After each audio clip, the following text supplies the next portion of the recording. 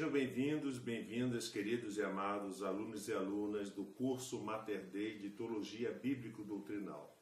Hoje nós vamos concluir a 8ª aula desse módulo 13, módulo 13º, com o assunto. Nós vamos iniciar com essa última aula desse módulo, a primeira aula de uma série sobre a história da igreja.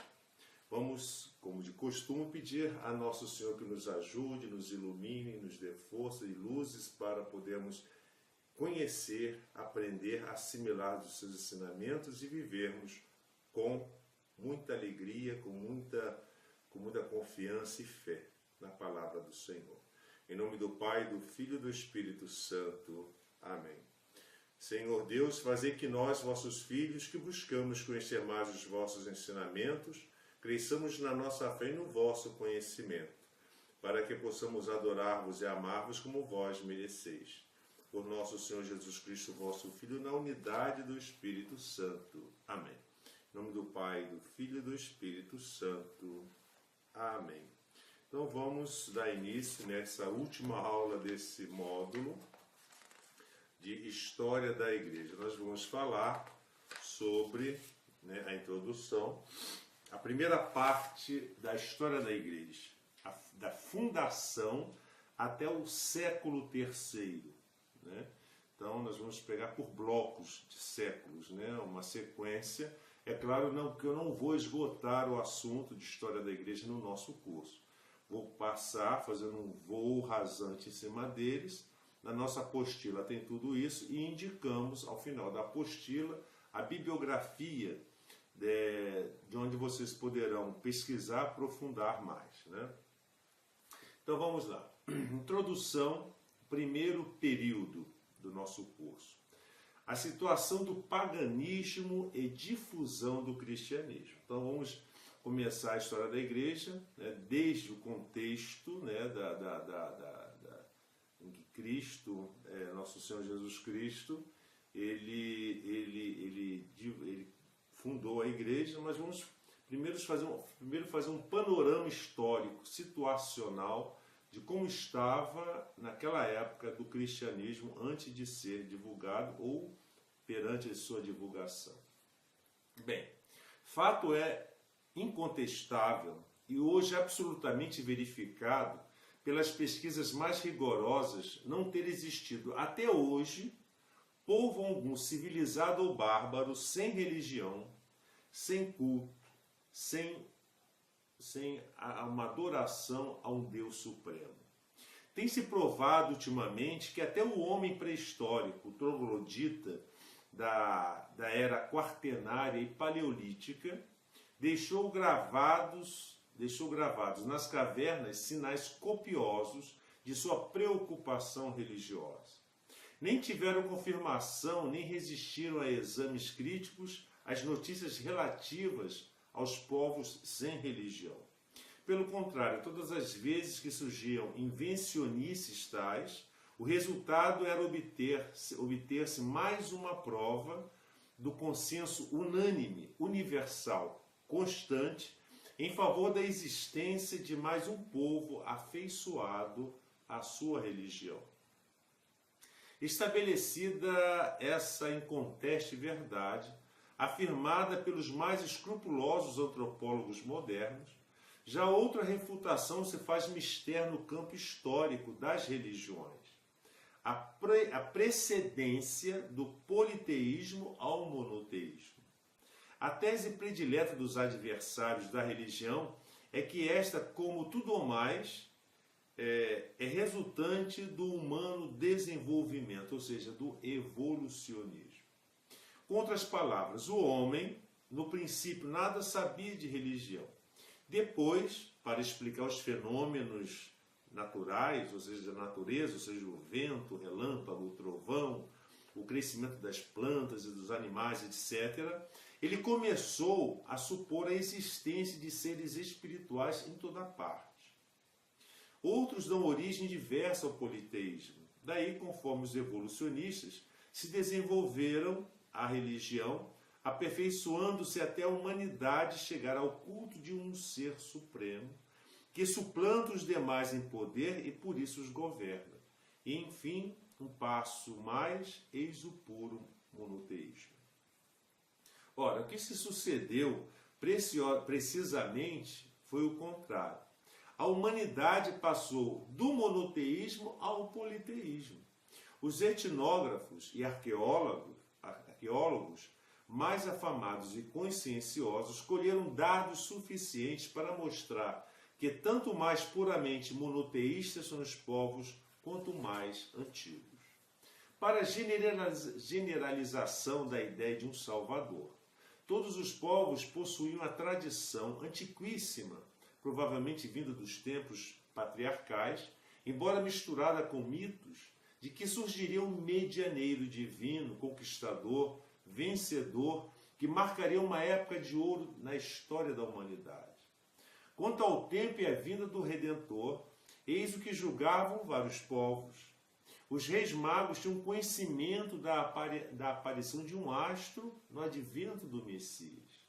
Os chineses, que viviam afastados no Extremo Oriente e dependentes dos povos vizinhos, esperavam o grande santo do Ocidente, predito por Confúcio. Quando julgaram que esse grande santo já existia, e não se enganaram nesse ponto, enviaram 2 mandarins a fim de que o buscassem. Os emissários, porém, julgando que Buda da Índia fosse o grande santo esperado, levaram alguns sacerdotes budistas para a China. Reconhecendo o engano, o povo protestou. Alexandre foi tido pelo Messias esperado, aceitando as honras que lhe tributaram. Em Roma, devido à profecia de Daniel sobre o sonho de Nabucodonosor, à predição da vinda de Cristo, reconheciam que o Império Romano era o pé de ferro da estátua, que a tudo submetia. Essa profecia foi levada ao conhecimento dos povos pelos arúspices etruscos e pelos livros das sibilas, porta-vozes das tradições antigas, que davam justamente esse tempo para a vinda do Messias. Quando nasceu Augusto, disseram que havia nascido o Senhor do mundo, filho de Apolo. Suetônio e Tácito até declararam que o Salvador viria da Judéia. E o povo judeu? Onde fica nesse contexto histórico? Bem, salvou-se da geral corrupção o povo judeu, que tinha a missão de conservar a fé em Deus e no Messias prometido, bem como de propagar e sustentar a fé entre os gentios, o que Deus alcançou pela dispersão do povo. De 3 meios, Deus lançou mão para conseguir esse duplo fim. Quais são? Primeiro meio, da escolha do povo judaico, pois este era oriundo do patriarca Abraão, tirado de uma família religiosa da Caldeia e levado para Canaã, separando-o Deus, assim dos demais. Prometeu-lhe o Senhor uma numerosa geração que lhe devia ficar fiel, recebendo em troca muitos bens, entre os quais a preservação dos erros da fé. Sofrendo a carestia, foi para o Egito, e dela saiu guiado por Moisés. Foi conduzido à terra da promissão, que conquistou depois de uma longa preparação no deserto. Assim Deus provou esse povo, ao qual iria dar missão tão importante. O segundo meio foi a revelação mosaica. Embora cada qual lá tivesse gravado no coração os 10 mandamentos, Deus publicou expressamente o Decálogo no Monte Sinai. Além disso, deu ao povo hebreu uma constituição civil, a constituição mais perfeita de todos os povos antigos, e uma lei cerimonial muito minuciosa. Deus era o rei dos judeus, era uma teocracia. A ele só se poderia adorar na tenda da Arca da Aliança e depois no Templo de Jerusalém, para não vir a julgar que havia vários deuses. Os sacrifícios, como os judeus não ignoravam, eram o tipo do sacrifício do Novo Testamento, tanto os cruentos, sacrifícios de touros, ovelhas, etc., que representavam o sacrifício da cruz, tanto os cruentos, também os sacrifícios chamados que não corriam sangue, não eram cruéis, como os sacrifícios de pães, vinhos, etc., que significavam a missa. Os sacramentos da nova lei eram prefigurados em certas cerimônias, como a circuncisão, o cordeiro pascal e outras mais observações. E terceiro meio, das vicissitudes políticas. O povo não tinha outro rei senão Deus, que o castigava quando havia prevaricação e dava-lhe juízes para o salvarem. Os judeus quiseram um rei, como as nações vizinhas. Deus o concedeu, por assim dizer, de má vontade. Veio Saul, veio Davi, alcançando então a maior expressão territorial. Veio Salomão, incontinente e idólatra. Com esse último, começou a trabalhar o germe da decomposição política. Após sua morte, as tribos de Benjamim e Judá separaram-se das outras e seguiram seu filho Roboão, enquanto as outras 10 formaram o reino de Israel sob o regime de Jeroboão. Israel deu-se à idolatria dos povos vizinhos a Salmanassar IV, que prendeu os israelitas na Síria. Judá foi levado ao cativeiro da Babilônia por Nabucodonosor. Mesmo assim, os judeus e os israelitas, embora misturados com os vencedores, formavam núcleos para salvar sua lei, obedecendo à voz dos profetas que prometiam a volta ao seu país, se conservassem a sua lei. Ficaram 50 anos no cativeiro, e quando Ciro os deixou sair, a maior parte preferiu permanecer entre os pagãos, formando, porém, centros e núcleos à parte. Zorobabel conduziu 40.000 judeus ao seu país. Eles vinham reformados, constituíam um povo todo purificado e devotado a Deus. Porém, deviam ainda sofrer bastante. Assim era que a Palestina os pertencia aos Ptolomeus, do Egito, ora dos Seleucidas, da Síria, ao passo que aqueles que os tratavam bem vexavam-nos, os Seleucidas, proibindo-lhes a leitura dos livros santos e os sacrifícios, induzindo-os aos ídolos, e por aí vai. Foi então que começaram os tempos heróicos em que se levantaram os macabeus.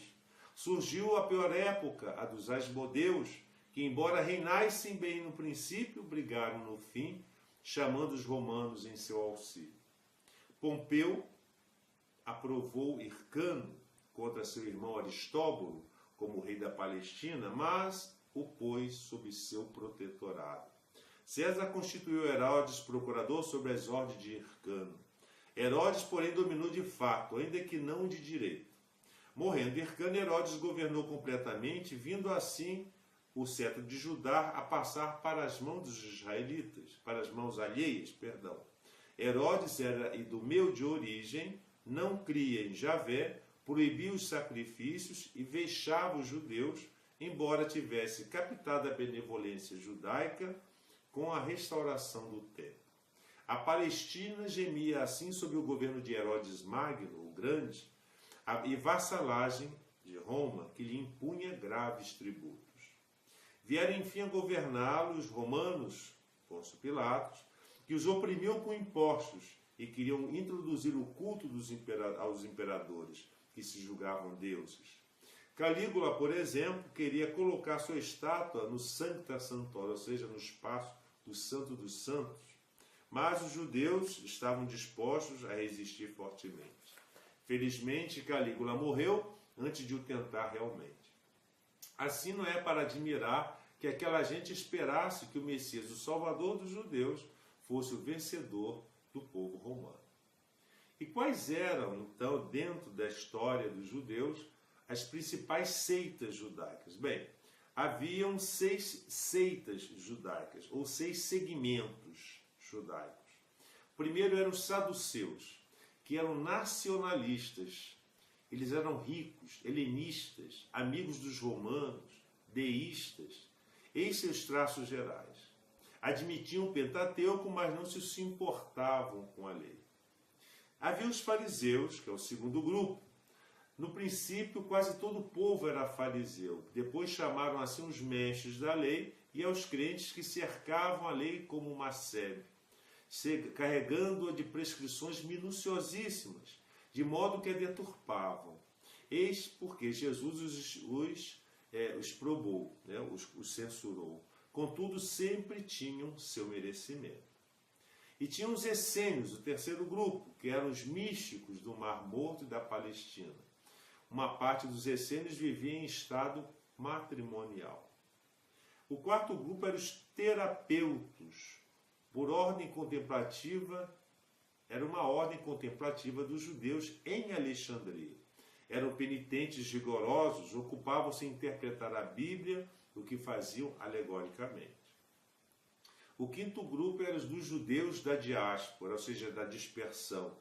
Os que viviam na Síria, Babilônia e Egito. Estes, já contaminados pelos erros dos pagãos, reduziam a sua lei a visitar anualmente Jerusalém e a pagar o dracma do imposto. Filo, que era um judeu helenista, mostrava que Moisés era o primeiro filósofo e que os filósofos gregos o seguiam. Para ensinar tais disparates, interpretava a Bíblia o mais livremente possível. Admitia a existência de Deus e o tinha como ideia eficiente e exemplar da matéria e da criação toda. Negava-lhe, porém, a autoria do universo. O Verbo era o segundo Deus. A moral consistia na abstinência para vencer a volúpia. E o sexto grupo, o sexto segmento, eram os samaritanos, que eram um misto de judeus que lá ficaram antes do cativeiro e dos pagãos adventícios. Adoravam a Deus no Garizim, tinham fé no futuro Messias e outras coisas mais. E o fundador da igreja? Bem, no ano 753 de Roma, mais exatamente 752, pois entrou pequeno erro nos cálculos do monge Dionísio Exíguo, introdutor da era vulgar ou cristã, ano 30 do reinado de Augusto, nasceu Jesus Cristo, em Belém de Judá, numa gruta desabrigada. O Natal de Jesus, festejado embora desde os primórdios do cristianismo, teve a sua data marcada para dia 25 de dezembro, só desde Júlio I, ou seja, no século IV. Foi sua mãe a Virgem Maria, filha de Joaquim e Ana, descendente de Davi. Fenômenos extraordinários ocorridos com a natividade de Jesus trazem pastores a Belém e magos do Oriente a adorá-lo, apenas recém-nascido. Porém, Herodes o Grande, receando que no futuro Jesus o destronasse, manda matá-lo, o que não consegue porque o carpinteiro José, pai putativo do menino, o leva para o Egito. Os anos de sua adolescência passa Jesus na cidade de Nazaré, na Galiléia. No ano 15 de Tibério, começou a pregar a sua doutrina, cheio de sabedoria e santidade profunda e salvadora. Milagres de primeira ordem realizados em plena luz meridiana e na presença de milhares de espectadores demonstraram ser ele o Senhor dos elementos, dos demônios, da vida e da morte. Predisse eventos futuros que se verificaram à risca. Caluniado pelos judeus, que não o haviam compreendido, pois esperavam um Messias restaurador do reino de Israel, foi Jesus condenado pelo Sinédrio e depois pelo governador Pôncio Pilatos. Este, depois de o haver repetidas vezes declarado inocente, covardemente o entregou à crucifixão. Morrendo no ano 18 de Tibério, na idade de 33 para 34 anos, Jesus ressurgiu do sepulcro, em quem o haviam depositado seus nobres discípulos Nicodemos e José de Arimateia. Era o alvorecer do primeiro dia da semana seguinte à festa de Páscoa, isto é, ao terceiro dia de sua morte. Nos 40 dias que ainda passou com seus 11 apóstolos, por Judas Iscariotes se havia se enforcado cheio de remorsos por haver entregue Jesus aos pontífices judeus, apareceu e falou a mais de 500 discípulos, concluiu seus ensinamentos e depois subiu aos céus na presença dos seus íntimos. Eis em resumo os principais dados biográficos do fundador da Igreja Católica. Como há, entretanto, quem põe a dúvida a existência histórica de Cristo e a fundação da Igreja, convém frisar certos pontos. Primeiro, a existência histórica de Cristo. Não são apenas os livros sacros do Novo Testamento que se referem à pessoa de Jesus, cujo nascimento, vida e morte descrevem pormenorizadamente com circunstâncias locais e sincrônicas, absolutamente comprovadas e verificadas. A personalidade histórica de Jesus, tal como nos apresentam os evangelhos, que são os livros fidedignos e ornados de todos os requisitos da mais exigente crítica à história, é admitida e confirmada por Flávio Joséfo, Tácito, Suetônio e Plínio o Moço, historiógrafos independentes da seita cristã. O sábio francês Paul Vignon acaba de verificar cientificamente a verdadeira efígie de Cristo estampada no sudário conservado em Turim. Portanto, Jesus Cristo não é um mito, nem figura idealizada pela mente dos evangelistas, incapazes, aliás, de a conceberem e até de a compreenderem, mas um ente real, homem verdadeiro, pessoa histórica, das que mais o são.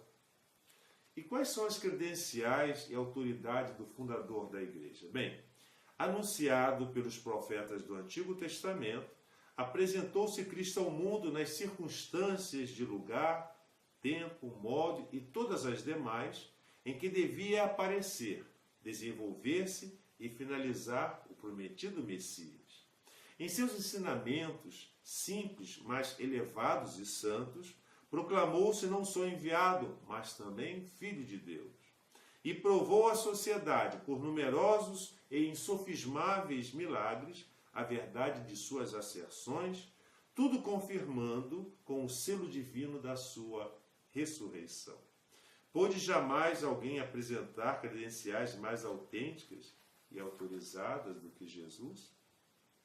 E a fundação da igreja? Bem, munido de tal autoridade, Cristo, o homem-Deus, propôs um verdadeiro corpo de doutrinas sublimes e transcendentes que satisfizeram as aspirações da natureza humana.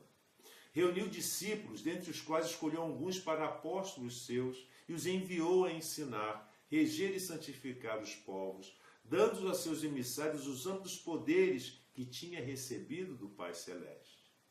Nomeou Simão Pedro chefe da sociedade religiosa, que denominou sua igreja, e dotou-a de todos os meios para conseguir seu fim. A Igreja de Cristo foi, portanto, preparada antes da morte do seu divino fundador, instituída definitivamente após a ressurreição, quando entregou o tríplice poder aos apóstolos sob a suprema autoridade de Pedro. E promulgada no solene dia de Pentecostes, quando as multidões começaram a conhecer e abraçar o cristianismo, nele entrando pelo sacramento do batismo. E a igreja primitiva? Bem, após a ascensão de Cristo aos céus, viviam os 11 apóstolos com Maria, mãe de Jesus, e as pessoas mais íntimas, formando uma comunidade de 120 membros, mais ou menos. Logo nos primeiros dias, por lembrança de Pedro, foi escolhido o discípulo Matias para substituir o colégio apostólico, o prevaricador Judas Iscariotes, de modo que já estava outra vez inteirado o número de 12, quando o Espírito Santo desceu sobre eles no dia de Pentecostes. É então que Pedro, agora iluminado e corajoso, profere o discurso inaugural da igreja, em presença dos judeus vindo do povo pérsico, da Mesopotâmia, da Capadócia, da Síria, da Arábia, da Ásia Menor, do Egito, da Cirenaica, Creta e até de Roma, ouvindo cada um dos presentes a pregação em sua própria língua. Converteram-se e receberam o batismo imediatamente 3.000 ouvintes, e dias depois mais 2.000 pessoas. Os que ficaram em Jerusalém tinham vida comum e auxiliavam-se mutuamente com grande caridade. Ainda frequentavam o templo, mas se reuniam em lugar à parte, o pórtico de Salomão, onde os demais judeus os deixaram isolados. Começaram os vários apóstolos a pregar e operar prodígios, curas milagrosas que atraíam sobre estes a curiosidade popular e as iras aos fariseus e sacerdotes judaicos. Com suspeitas, inquéritos e proibições, o Sinédrio pretendeu impedir a marcha do cristianismo nas sedes. Mas prisões, cárceres e açoites não conseguiram intimidar os apóstolos, nem desunir os fiéis. Pelo constante aumento de prosélitos e para a cuidadosa distribuição das esmolas, foram escolhidos os 7 primeiros diáconos, entre os quais Filipe, mais tarde o evangelizador da Samaria, e Estevão, pouco depois, o protomártir. O martírio de Santo Estevão, decorrido no ano 34, teve origem no desespero das sinagogas, que, não lhe podendo vencer a sabedoria e os carismas, amotinaram a plebe, o povo, para que, não podendo vencer a sabedoria e os carismas, eles incitaram as pessoas para que o apedrejasse a Estevão como blasfemo. Entre os apedrejadores achava-se um jovem de Tarso, da Cilícia, chamado Saulo. Embora discípulo do calmo e prudente Gamaliel, o fogoso Paulo, de seita farisaica, deu-se todo a perseguir os adoradores de Cristo, quando nesse intuito se aproximava de Damasco, cidade governada pelo rei Aretas, da Arábia, e em que se formara também uma comunidade cristã. Eis que uma luz do céu derruba o cavalo e cega-o, enquanto a voz e a graça de Cristo o convertem de repente. Saulo torna-se ardoroso apóstolo e toma o nome de Paulo, após a conversão do procônsul Sérgio Paulo. É o vaso de eleição destinado a levar às gentes o nome do Senhor Jesus. E como se deu a difusão do cristianismo até o IV século? Bem, em geral, os padres antigos, como os historiadores, apontam como fato incontestável a grande disseminação do cristianismo nos 3 primeiros séculos, que numerosos eram os cristãos daquele tempo, como poderemos verificar. Primeiro, pelos muitos bispos que então havia, por exemplo, para tratar de questões sobre os rebatizados entre São Cipriano e o Papa Estevão, reuniram-se na África nada menos que 87 bispos. Embora naquele tempo cada bispo tivesse menor rebanho que os atuais, sempre é certo que, havendo tantos pastores, não seriam poucas as ovelhas. Segundo, pelo número de heresias que apareceram, como nós já vimos nas aulas anteriores, dos nicolaítas, montanistas, antitrinitários, maniqueus, gnósticos e cismas que se deram. Se fossem poucos os cristãos, não poderiam ser muitos os que deles se separavam. Ora, havia muitos egressos, portanto, entre os numerosos os cristãos. Terceiro, para que pudesse haver tantas perseguições, tão contínuas, repetidas e sangrentas, é evidente que não deviam faltar as vítimas, a saber, os cristãos.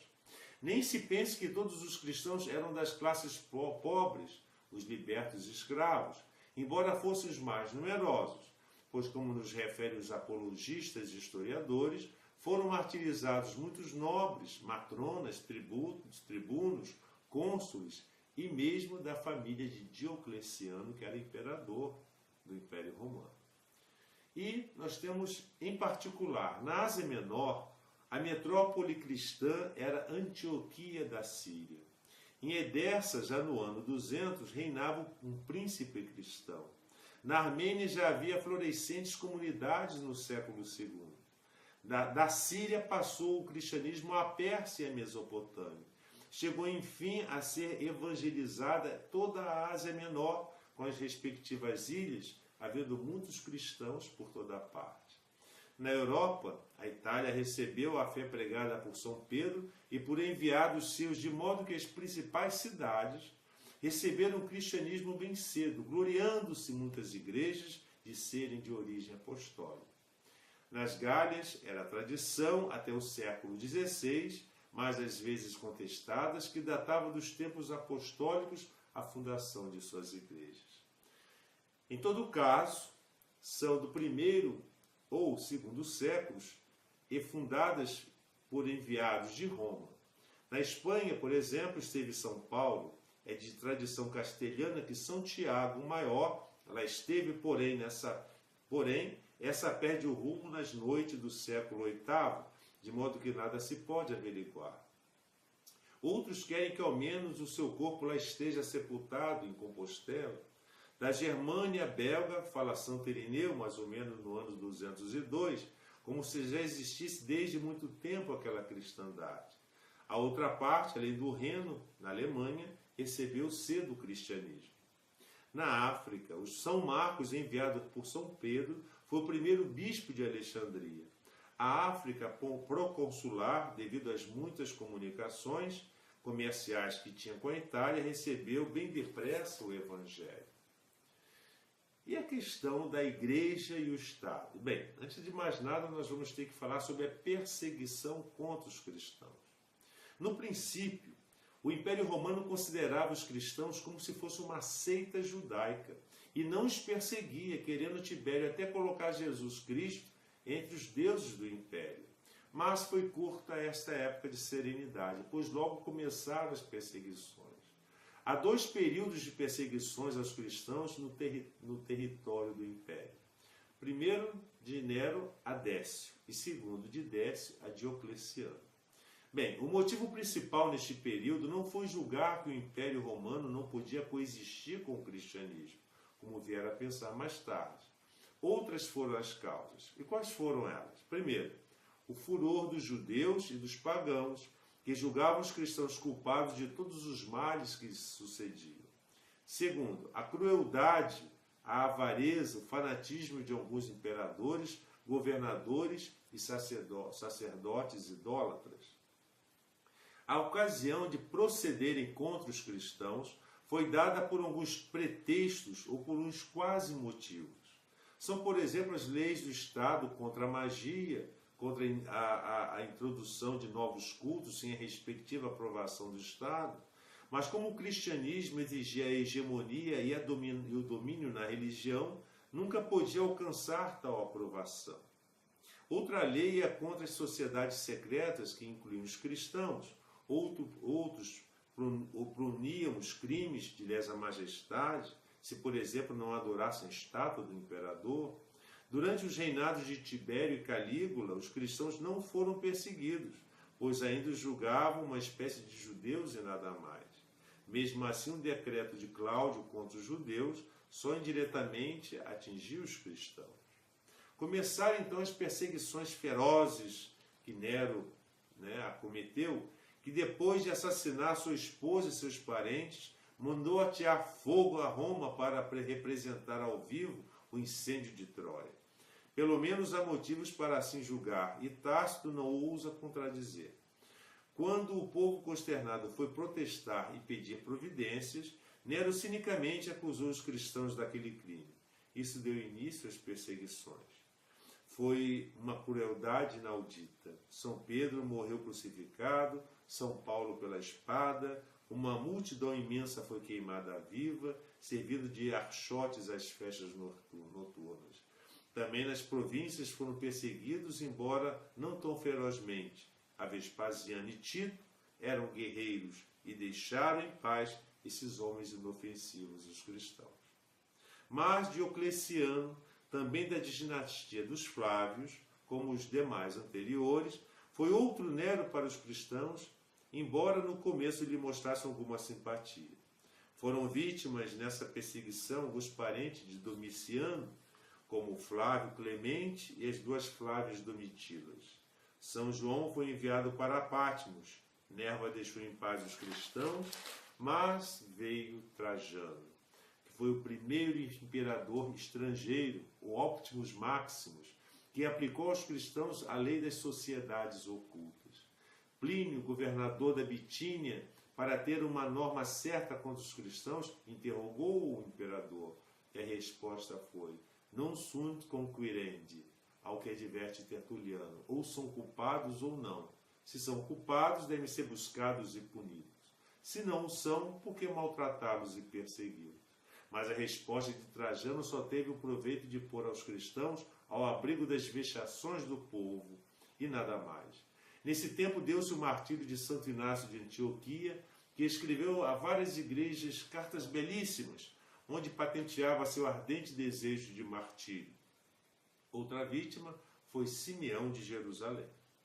Adriano, mais bondoso que Trajano, viajou 16 anos pelo vasto império, a fim de se informar do estado dos seus súditos.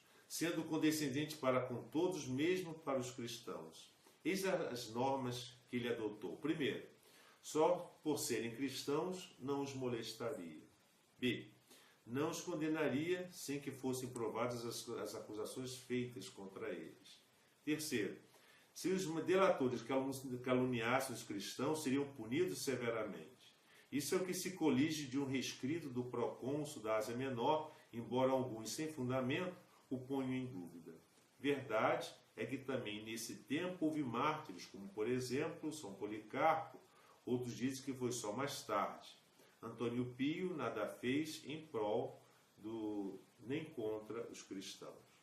Marco Aurélio, pelos mesmos motivos de pretextos que os demais perseguidores, e ainda mais, por julgar seu dever zelar pelo império, vexou muitíssimos cristãos, perseguiu-os.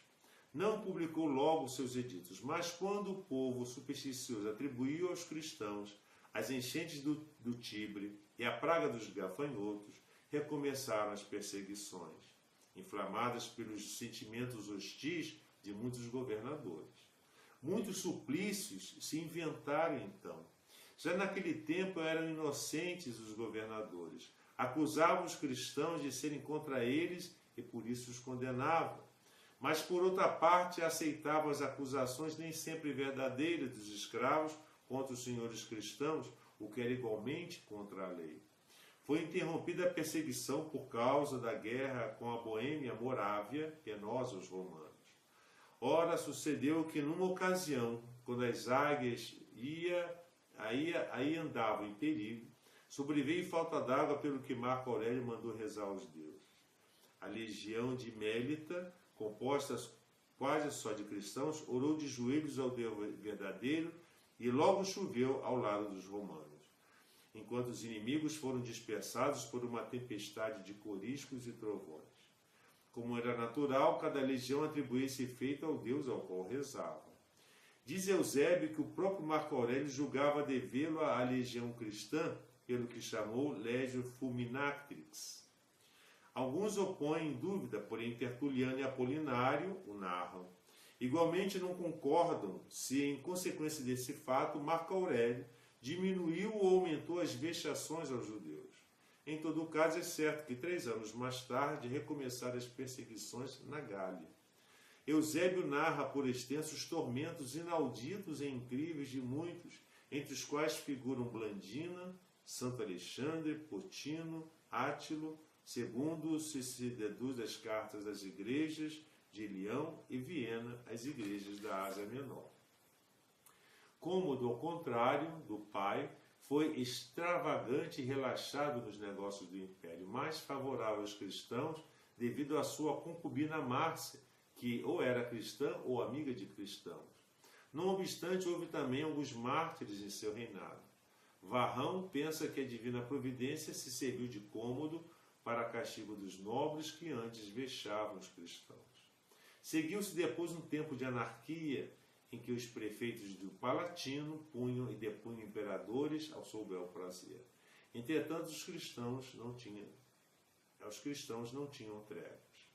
Setímio Severo foi bom para os cristãos no começo, mas, em sua ausência, os governadores começavam a persegui-los e ele mesmo, voltando de uma viagem à Arábia, decretou uma perseguição muito sanguinolenta. Por quê? Unicamente porque julgou adeptos de Cláudio Albino, um dos seus 2 competidores, os cristãos que se negaram a tomar parte na festa de sua chegada por ser uma festa pagã. E aqui nós terminamos, portanto, essa primeira parte da história da igreja. Nós começamos nessa 8ª aula desse 13º módulo. No próximo módulo nós iremos ter todo esse estudo da história da igreja, e que seria importante que nós todos lêssemos os livros importantes sobre isso, para podermos nos aprofundar. O que fiz aqui foi apenas referências, muito en passant, muito superficiais, e que apenas nos colocam, nos situam nas situações, nos fatos narrados historicamente, para o nosso maior conhecimento. Que o Senhor nos abençoe, guarde-nos de todo mal e nos conduza à vida eterna.